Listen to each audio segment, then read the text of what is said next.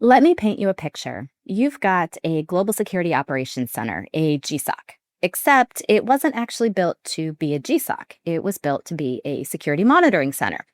So the people sitting there, they were hired to monitor cameras, to verify badges, to troubleshoot alarms. They're good at it. They're intelligent, they're thoughtful, they're motivated. But then, over time, the expectations shifted. Now they're being asked to write executive updates, provide situational awareness, maybe even make analytic assessments about risk. And the person leading this function is sitting there thinking, this isn't that complicated. Why aren't they getting it? And so what happens? Frustration from leadership because the output isn't where it quote unquote should be, from the team because they are being asked to do a job they were never trained or really hired to do. And instead of taking a step back and asking what produced this outcome, we do what organizations most always do. We make a very quick diagnosis and try to force the same pieces into a new puzzle. We add processes, we restructure roles, we add layers of bureaucracy, we build step-by-step workflows so detailed that, in theory, no one can screw it up. We hire someone to train them. We try to engineer a fail-safe. But here's the problem. The issue was never that the process wasn't tight enough, or that the people weren't bright enough, or that they needed a better manager. The issue is that the system itself was misaligned. You took a function designed for one thing and expected it to operate as something completely different, without changing the inputs, without changing the incentives, without changing the skills of the people inside it. And now you've got a team that's constrained by process, but still not producing the outcome that you want.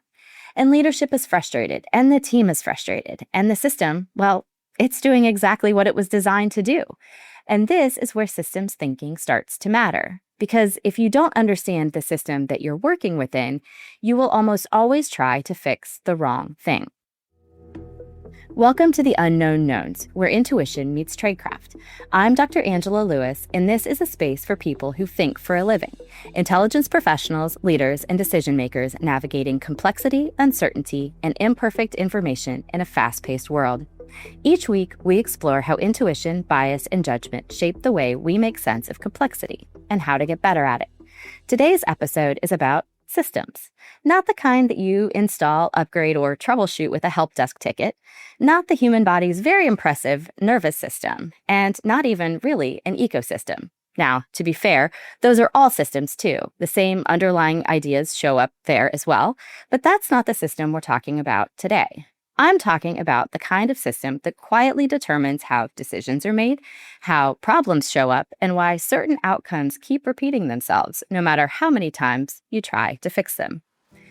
These days, a lot of job descriptions in intelligence, in leadership, and honestly, across a whole lot of fields, say they're looking for a systems thinker. And that sounds impressive. It sounds strategic. It sounds like the kind of person you want at the helm when things get complicated. But what does that actually mean? Because here's the thing, systems thinking is one of those ideas that is simultaneously much simpler and much more complex than we tend to make it. And as someone who used it as the backbone for my PhD dissertation, I've spent a lot of time sitting in that tension. If you strip away the jargon, systems thinking is really about one core idea. Nothing exists in isolation. Every decision, every behavior, every outcome you care about is part of a web of relationships, sometimes visible, often not. I like to think about it as a spider web, or maybe even better, a set of invisible strings. Thank you, Taylor Swift.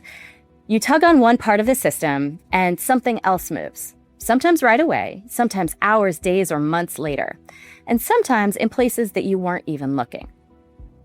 Because when we think linearly, we are thinking of direct causal relationships. A leads to B, leads to C. Systems thinking says it's more like A influences B, which loops back and changes A, which also quietly reshapes D, E, and F in the background. And if you work in intelligence, this should already sound pretty familiar, even if you've never called it systems thinking, because we regularly talk about second and third order effects. When we ask, okay, if this happens, then what happens next? And then what happens? That, at its most basic level, is systems thinking. And when we're trying to anticipate unintended consequences, not just the direct outcome of an action, but the ripple effects it sets off across a region, a market, or a network, that's also systems thinking. Analysts are trained to do this. We're trained to push past the first order, most obvious explanations, the ones that give us that initial sense of cognitive ease, and ask, what does this trigger? What might adaptation look like? Where does this create pressure somewhere else in the system? Because actions don't land in a vacuum. They land in a dynamic environment that reacts to those actions. So, to anchor this in a little bit of theory, one of the foundational distinctions in systems thinking is between open and closed systems. A closed system is, in theory, sealed off from its environment. No external inputs, no external influences. In reality, though, almost nothing we deal with in intelligence or leadership is truly a closed system. What we're dealing with are open systems, systems that are constantly exchanging information, energy, and resources with their environment, systems that adapt, systems that evolve under pressure. This idea comes out of the work of Austrian biologist Ludwig von Bertalanffy and Russian philosopher Alexander Bogdanov, and later organizational theorists and social psychologists like Daniel Katz and Robert Kahn, who argued that you can't understand a system by looking at its parts in isolation. You have to understand the relationships and the environment those relationships exist within. The thing is, when we talk about systems theory, it can start to feel a little abstract, like, okay, cool, systems exist, got it. But Katz and Kahn take it a step further. They ask, what does it actually mean for an organization to function as an open system? And more importantly for us, what does it look like in intelligence work, in leadership, in real decisions under real pressure? They break it down into 10 characteristics, but instead of thinking these are 10 separate ideas, it's more useful to think of them as one continuous story. How an organization survives, adapts, and makes decisions in a constantly changing environment. It starts with input. In intelligence, this often looks like collection. No organization and no intelligence function operates in a vacuum. You're constantly pulling in information, signals, data, context. It might look like measuring troop movements ahead of a potential escalation, tracking regulatory chatter before a major policy shift, or even internally, hearing that a key executive is pushing for expansion into a new market. These are your raw inputs. And it's important to note here that if your inputs are narrow, biased, or incomplete, everything downstream is already compromised. So, for example, if you only listened to official government statements ahead of something like the lead up to Russia's invasion of Ukraine, you likely missed some very important signals. Next comes throughput, the transformation. This is the work of analysis. And in many ways, it's where analytic tradecraft lives. You're taking messy, incomplete, often ambiguous inputs and turning them into something structured. So instead of just saying, there's a military activity, you're asking, what are the plausible scenarios? What indicators would differentiate them? What assumptions am I making? In a corporate context, this might be you're seeing signals about supply chain disruption in Southeast Asia, but is this a short-term logistics issue or an early indicator of broader geopolitical risk? And this is where rigor matters, because without structure, without method, you're not transforming, you're just reacting. Then you get output, or in my Intel brain, dissemination. This is the briefing, the assessment, the recommendation. For example, we assess a high likelihood of near-term escalation with potential spillover into energy markets, or we assess moderate risk to supply continuity over the next 90 days, recommend diversifying sourcing now. But here's where a lot of intelligence teams get sort of tripped up. Output isn't the end of the process. That's just what you're sending back into the system. Because then the cycle repeats. Katz and Kahn call this cycles of events. Let's say leadership makes a decision based on your assessment, pauses expansion, shifts sourcing, or increases security posture. That decision changes the environment, which creates new inputs, which requires new analysis. Sure, it occasionally happens that an intelligence process ends at answering the question, but for most questions, this is yet another example of where the intelligence cycle becomes iterative. Now, left on its own, any system will start to degrade. So open systems have to actively fight that through negative entropy. In practice, this might look like bringing in new data sources instead of relying on the same reporting streams, challenging long-held assumptions about a stable region, or updating analytic frameworks as technology or threats evolve. Think about how many organizations were caught flat-footed by something like the COVID-19 pandemic, not because there was no information, but because systems weren't refreshing their assumptions fast enough. This is where feedback comes in. Your system is constantly receiving signals from the environment. Did your assessment hold up? Did the risk materialize the way you expected? Did the decision maker actually use your insight?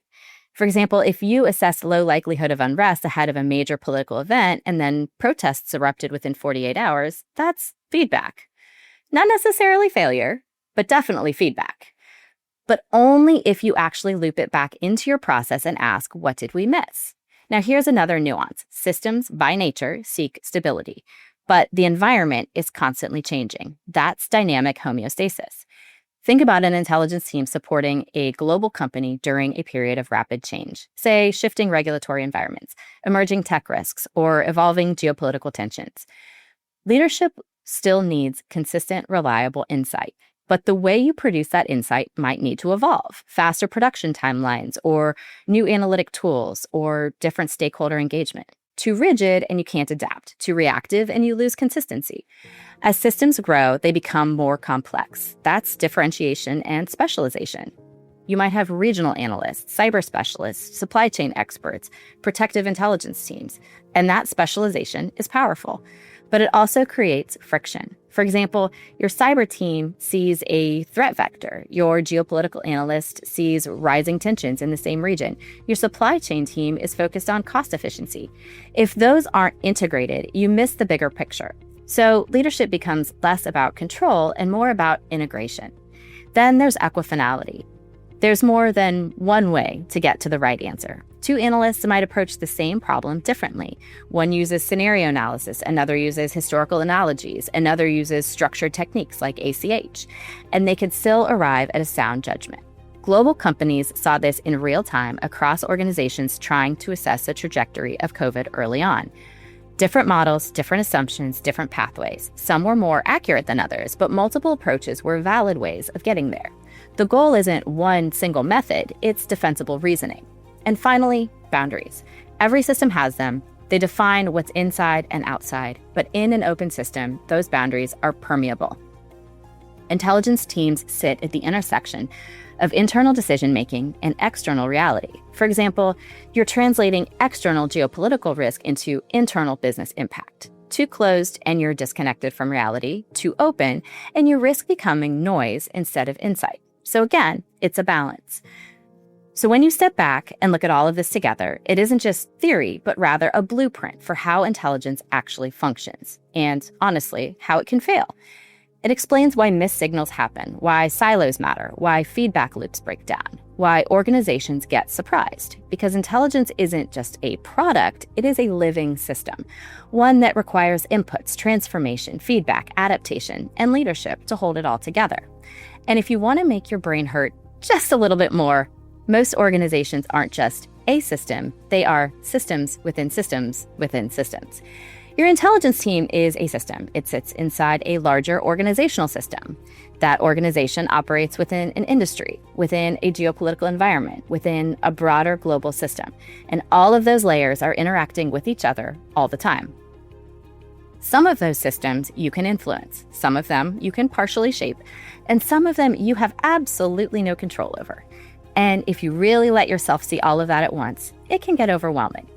So the goal of systems thinking isn't to map out every possible variable and interaction until you're paralyzed.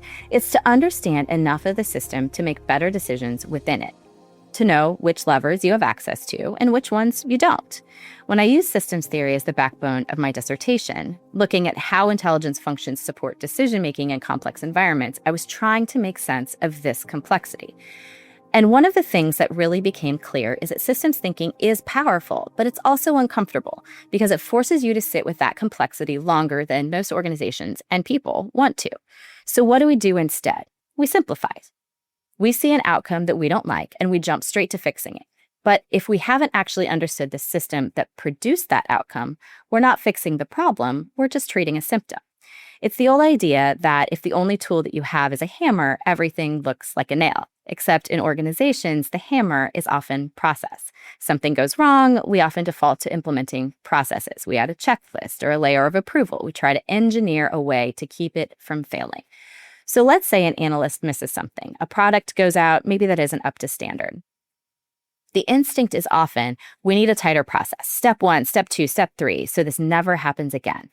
And sometimes that's the right call. But sometimes the real issue isn't the absence of process. It's that you don't have people who have the expertise, or even more importantly, who have been empowered to critically evaluate the situation and problem solve in real time. And no amount of rigid process is going to fix that, because it's really difficult to plan for every possible contingency. Because from a systems perspective, you haven't changed the underlying conditions that produced the problem. You just constrained one pathway where it showed up. And when you do that, what you get is organizational whack-a-mole. The issue disappears in one place and then it pops up somewhere else, though it may look slightly different. But really, it's just a new symptom driven by the same root cause. And this is where systems theory becomes a leadership discipline, not just an analytic one, because it requires you to ask a harder question. Am I solving for the outcome I just saw, or am I changing the system that made the outcome likely in the first place? Now, fair warning, if you're anything like me, once you start seeing systems, you start seeing feedback loops everywhere. Some are reinforcing, where patterns actually accelerate themselves. Some are balancing, where the system is attempting to stabilize. If you're thinking strategically and you start to understand what the system is naturally built to achieve, you'll get the outcome you're aiming for. But if your system is optimized for a different outcome, you'll find that you're often fighting the system rather than having it work for you. Now let's shift back to intelligence and what the implications are for the field. If we accept that in intelligence, our job is not to create certainty, but to create a better understanding of uncertainty, systems thinking gives us a way to map that uncertainty, to see not just what's happening, but why certain outcomes become more likely than others. So when someone says they want a systems thinker, what they often mean is someone who can see the invisible strings, someone who understands what else is happening that is influencing outcomes, and someone who knows that if you want to change outcomes, you almost always have to change the system itself. Because process can give you the illusion of control, but understanding the broader system is where strategy actually lives. So what does it mean to be a systems thinker? It means you understand that most outcomes aren't random. They're produced by structures, incentives, constraints, and relationships, many of which are invisible unless you go looking for them. It means realizing this isn't just a people problem or a process problem, it's a system problem. It means asking what produced this outcome, not just how do we fix it. It means being mildly suspicious of simple explanations, not because you want things to be complicated, but because you know they already are. It means not getting seduced by a quick win that makes something look better for 5 minutes if it's going to make something else worse 6 months from now. And if I'm being honest, it also means you've probably ruined your ability to see anything in isolation ever again, which is great for insight and less great for relaxing. Because once you start seeing the system, you can't unsee it. But in reality, being a systems thinker isn't about making things more complicated. It's about understanding the complexity that's already there, so you can act more effectively within it. Thanks for listening to The Unknown Knowns. If this episode made you think or rethink, share it with a colleague or friend who's ready to level up their tradecraft. Subscribe for more short, sharp conversations about the art and science of professional judgment. Until next time, stay curious, stay grounded, and keep turning intelligence into impact.